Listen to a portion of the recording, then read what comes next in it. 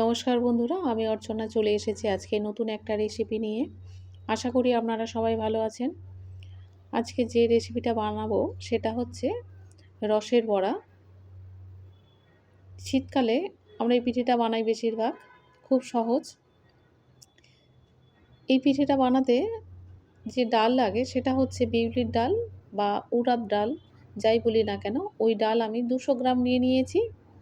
এবার একটা পাত্রের মধ্যে, বড় পাত্রের মধ্যে দিয়ে দিলাম। দিয়ে এর মধ্যে জল দিয়ে দেব। দিয়ে খুব ভালো করে এটা ধুয়ে নিতে হবে। একবার না, বারবার জল দিয়ে এটা ভালো করে ধুয়ে নেব, ধুয়ে পরিষ্কার করে নেব। এখানে এই রকমই মুগের ডালের মতো বিউলির ডাল পাওয়া যায়। আমাদের ওখানে গোটা গোটা পাওয়া যায়, সেটা নয়। এখানে এই ধরনের বিউলির ডাল পাওয়া যায়। প্রথমে দোকান থেকে কিনতে আমার খুব অসুবিধা হয়েছিল, খুব সন্দেহ হচ্ছিল যে এটা অরিজিনাল বিউলির ডাল কিনা। যাই হোক, ডালটা ভালো করে ভিজিয়ে দিয়েছিলাম। ডালটা ভালো করে ভিজে ফুলে উঠেছে, তারপরে জল ঝরাতে দিয়েছি। এরপরে এলাচ, লবঙ্গ, তেজপাতা নিয়ে নিয়েছি। এলাচটা একটু থেঁতো করে দিয়েছি। 2 কাপ গরম জলের মধ্যে ঢেলে দিলাম। দিয়ে এটা জলটা ভালো করে ফুটিয়ে নেব। এটা একটা শিরা বানাবো, এর মধ্যে গুড় দিয়ে দেব। জলটা ভালো গরম হয়ে গিয়েছে, তার মধ্যে আমি গুড় দিয়ে দিলাম। বেশ কিছুটা পরিমাণে গুড় দিয়ে দিয়েছি। দিয়ে ভালো করে ফুটিয়ে নিতে হবে।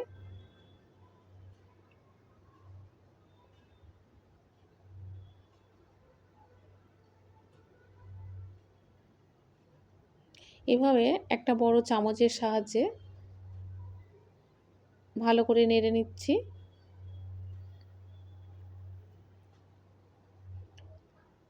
শিরাটা আগে না বানিয়ে নিলে খুব মুশকিল হবে। খুব গরমের ওপরে ওই যে বড়াগুলো দিলে, বড়াগুলো তখন ভেঙে যাবে।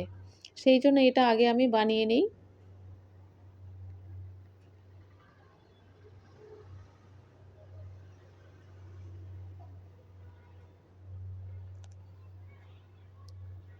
শিরা বানাতে একটু সময় লাগে, যেহেতু এটাকে ভালো করে ফুটিয়ে নিতে হবে। ফুটিয়ে ফুটিয়ে গাঢ় করতে হবে।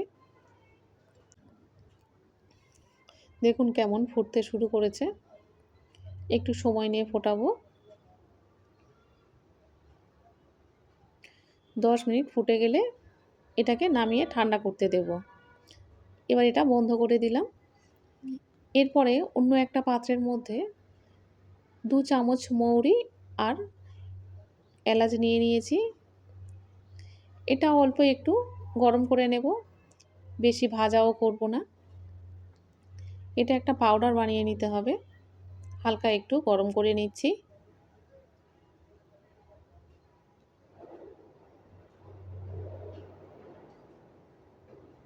এভাবে নাড়াচাড়া করে হালকা করে ভাজা করে নেব।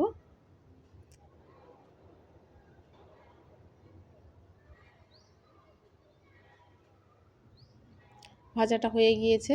এটাও ঠান্ডা করতে দেব। তারপরে একটা পাউডার বানিয়ে নেব, সেটা আর দেখাবো না। যাই হোক, জল ঝরানোর পরে ব্লেন্ডারের মধ্যে ডাল দিয়ে দিয়েছি, বিউলির ডাল, আর সামান্য একটু জল দিলাম। একসঙ্গে জল দিলেও হবে না, অল্প অল্প করে জল দিয়ে এটা ভালো করে একটা পেস্ট বানিয়ে নিতে হবে। দেখুন, অল্প অল্প করে জল দিয়ে একটা ভালো সুন্দর পেস্ট বানিয়ে নিয়েছি। এটা দেখাবো কত সুন্দর একটা পেস্ট বানিয়েছি।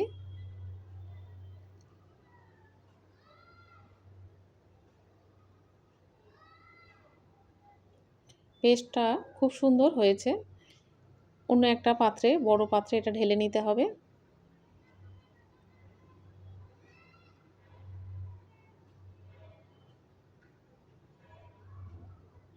একবারে পেস্ট করা হয়নি, দুবার আমি পেস্ট করে নিয়েছি। যেহেতু অনেকগুলো ডাল, একেবারে পেস্ট করা সম্ভব হয়নি। অন্য ডাল হলে হয়ে যেত, এটা বিউলির ডাল। বিউলির ডাল পেস্ট করতে বেশ সময় লাগে আর একটু সমস্যা হয়।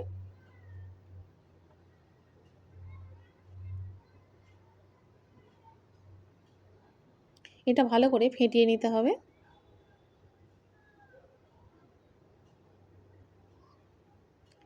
এটার সাহায্যে আমি এটা ভালো করে ফেটিয়ে নেব। খুব তাড়াতাড়ি হয় আর খুব সহজে হয়ে যায়।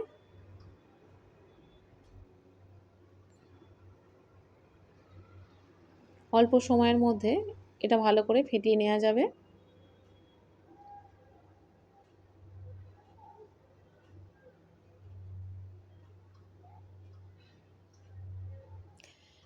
ডালের বড়া যখন ভাজবো, ভালো না ফেটানো হলে বড়াটা ভালো ফুলবেও না আর শক্ত হয়ে থাকবে, ফাঁপা হবে না।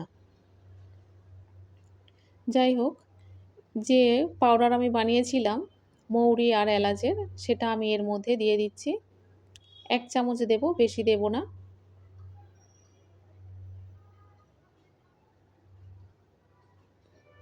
দিয়ে আবারও একটু ফেটিয়ে এটা রেখে দেব। 10 মিনিট রেখে দেব। তারপরে বড়াটা ভাজবো। সামান্য একটু নুন দিচ্ছি।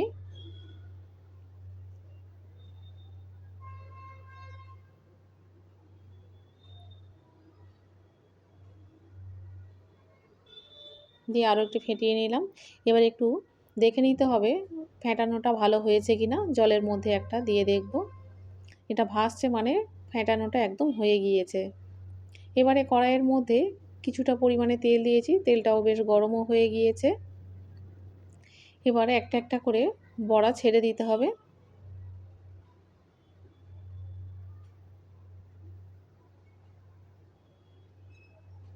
অল্প একটু জলে হাত দেবো আর একটা একটা করে আমি বড়াগুলো ছেড়ে দেব। তাহলে খুব তাড়াতাড়ি বড়াগুলো দিতে সুবিধা হবে আর খুব তাড়াতাড়িও হয়ে যাবে। হাতে লেগে যাওয়ারও সম্ভাবনা থাকবে না। একসঙ্গে অনেকগুলো দিয়ে ফেলেছি, তাই একটার সঙ্গে আরেকটা লেগে গিয়েছে, এটা উল্টে দিতে হবে। এক সাইড হয়ে গিয়েছে, এবার উল্টে অন্য সাইডও ভাজা করে নিতে হবে। একটু লাল লাল করে ভেজে নেব। ভালোই লেগে গিয়েছে, ছাড়ানো মুশকিল। ঠান্ডা হয়ে গেলে এটা ছেড়ে যাবে অনায়াসে।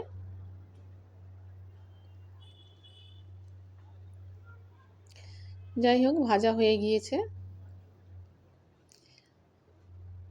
আগে আমি অনেকগুলো ভেজে রেখেছিলাম, এটা একেবারে শেষ পর্যায়ে।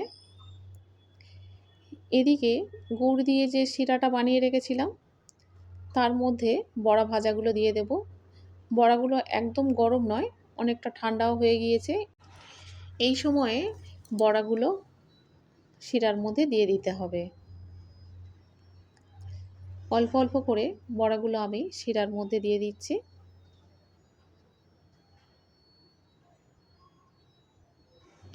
এবারে একটু উল্টে দিতে হবে, যার ফলে বড়াগুলো, সমস্ত বড়াগুলোর মধ্যে রসগুলো যায়। সেই জন্য আমি একটু উল্টে দেব। বানানোটা খুব সহজ, তবে ডালটা পেস্ট করাটা একটু কঠিন ব্যাপার। যাই হোক, তবে এই পিঠেটা খেতে খুব ভালো লাগে। সত্যি বলতে কি, খুব সহজ একটা রেসিপি, দারুণ খেতে হয়। এই রেসিপিটা আপনাদের কেমন লেগেছে অবশ্যই করে আপনারা কমেন্টে জানাবেন। কমেন্টে জানাতে ভুলবেন না। দেখুন কত সুন্দর হয়েছে, আমি দেখাবো। একেবারে ফুলে গিয়েছে।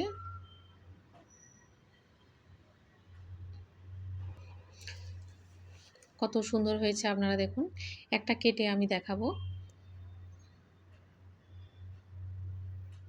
এত নরম হয়েছে, নরম আর ফাঁপালো হয়েছিল।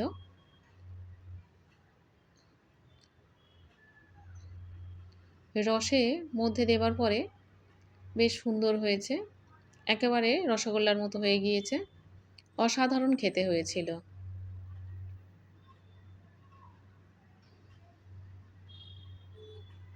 কত সুন্দর হয়েছে দেখুন।